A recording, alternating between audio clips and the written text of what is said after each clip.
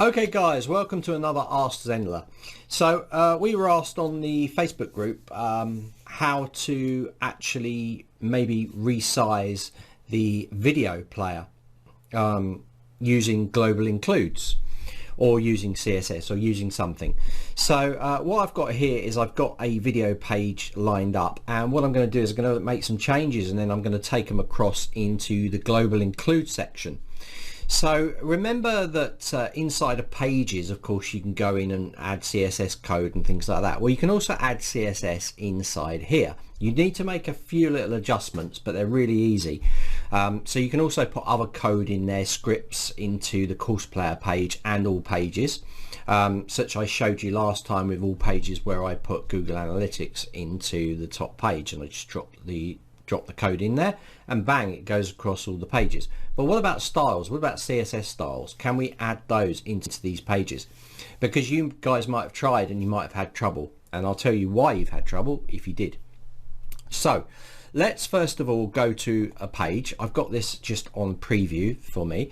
So what I've got to think about here is Zenler has designed this site to be responsive, so it goes up and down. So you've got to be very careful with what you do. If you want to change the course player size and those sort of things, then these margins here are going to be out according to the course player. So if the course player is like really small in here, then this is going to be wide, this is going to be wide. So it might be a better alternative to actually change this whole block that you can see running around this edge.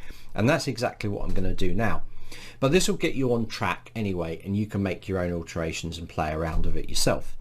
So we've also got rounded corners on here, and the background of this is all white. So I'm going to do a few things here. One is I'm going to change the size of the padding inside. So remember, you've got margins, which are outside, and then we've got the actual padding or the information, and we've got padding, which is the inside block, pushes it in from the inside, from the margin.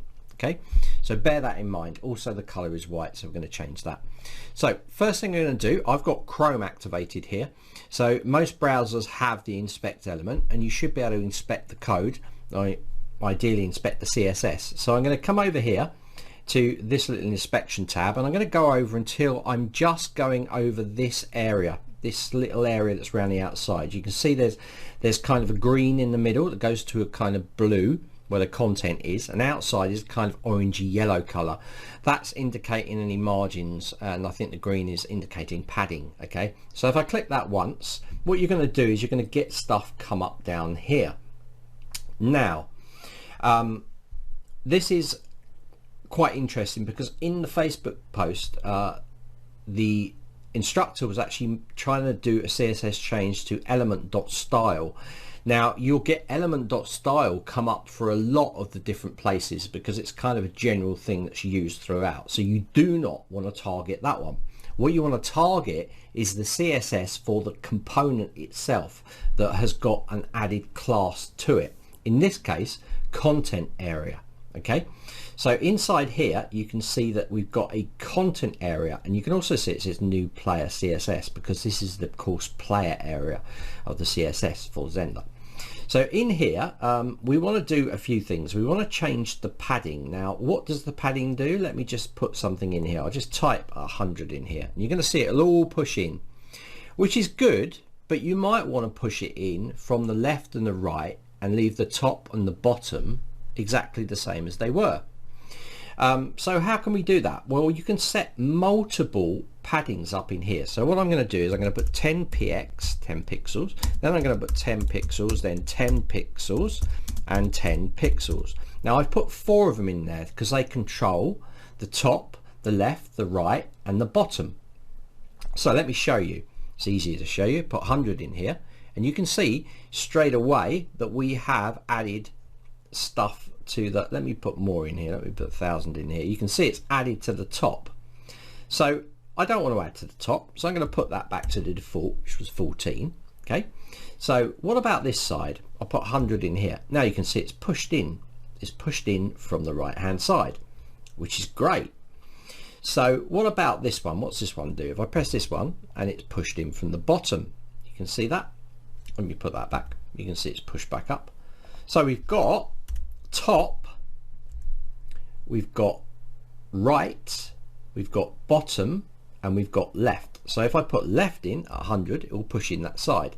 Now not only can we put in numbers, but you could also put numerics in there as well. So within that area, if you wanted the course player to be 50%, okay, in the middle, what you could do is put 25 either side. So inside here I could put 25%, and then inside this area I could put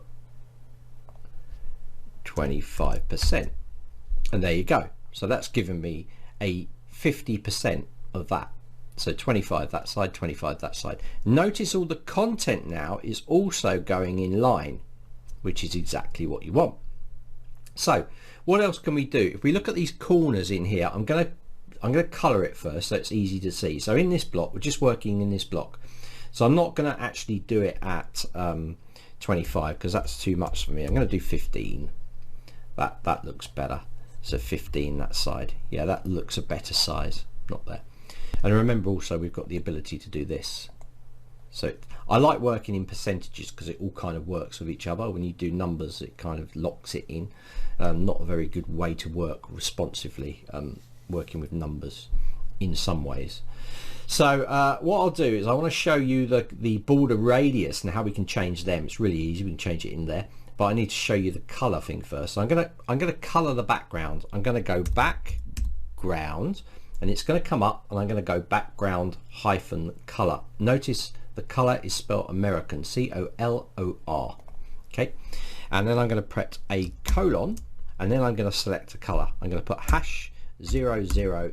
That will put it black. So straight away I've made the back black. Now if I click here, I have the option in Chrome Inspector to click here and then just choose a color. So I can choose a lovely color that I want to use for this, you know, something like that. That looks nice, making it a bit slick. And also I don't want the corner radiuses, so maybe I want big corner radiuses. So in the corner radius I'll just put 100. Now I've got, look, it's really round. So in here also I could put it to 0, or I could actually put in here border radius and I could type none.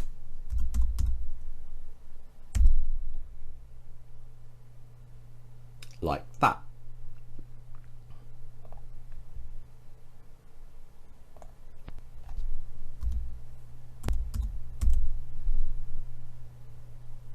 Yeah, so you could put a number or you could put none.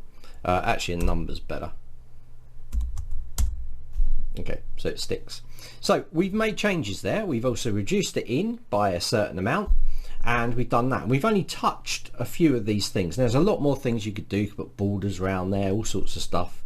But we're going to just use those ones, and I'm going to implement this in. So let me take this code, let me put it up here, grab this stuff, and I'm going to copy it, Control C. Okay, now I'm going to refresh the screen, so I'll get rid of that styling. There we go, we're back. So now I'm going to go back into here, and I'm going to paste that code into here like this. Now I don't need to touch this. Things that I didn't touch, I'm not going to. I'm going to delete them out the CSS. It just means it's a bit cleaner for me to work with. I don't need block because I didn't touch that. I didn't touch the margins around the outside, and I didn't touch the position, which is relative. So that's my code. Okay, now I always like to just make sure it's going to hold, so I get rid of semicolon, I put an exclamation mark, and I type important, and then I put a semicolon at the end, and this just verifies it as being important. So override anything else. I do that for that, I do that for that. There you go. Now this is where I'm going to on purpose make a mistake. So I click update, come back to the screen. Let's get rid of the inspector now, we don't need that, and I'll just click the refresh button. So you're going to be like, okay, I made my changes, what's going on? It's not working. Well, there's a slight difference. This is not just a CSS area. This is an area you can put scripts, lots of different stuff. So you need to tell it that it's a style change. So what we need to do is on the top, we need to just do a little line break, and we need to put a open bracket there, open parenthesis, and we need to put style and then close it off. And then we need to take this, copy it, and put it at the end of the CSS. So if you're putting lots of lines of CSS in here, just remember to put it between these two blocks. So if you've got another lot of code that you're putting in here, put it between those blocks, okay? Don't put it after. Don't type it in there or something. It needs to be before, okay? So now we've done that change and we've told it it's a style change and it's into that player page. Click update. Let's go back to here. Let's hit the refresh button and voila, it will work. There you go. So that is how you can do it. Now you can target lots of things in here, so you know, play around. You could also go and change the video player if you wanted to, but like I said, we don't normally offer support with this stuff, CSS and coding, because obviously it's a big subject. You know, we're going to cover JavaScript, HTML, you know, PHP, HTML5. I mean, it's, you know, it goes on, it can go on forever. We're just teaching you about the platform and the ability to be able to use scripts and code in those pages.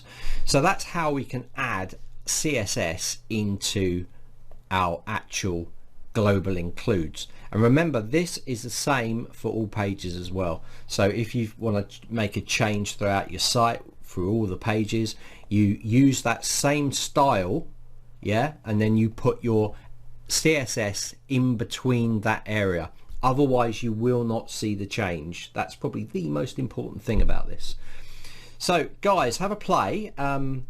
It's good fun. You know, you can experiment with trying to target more tags and IDs, you know, classes.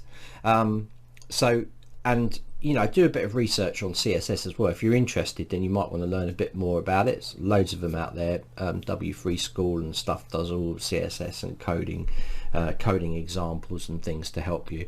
And the main thing here is with CSS is you're trying to target the actual ID or the class to actually do it, and it's, you can get quite involved. But like I said, we're not supporting doing CSS or actually coding in general in Zenler training, askzenlers. So hopefully it's helped you guys. Have a play. It's real good fun anyway, because you can really change things. Like I said, do check your device and check it in different browsers. Make sure it's all working as it should, you know. Yeah, you'll be fine.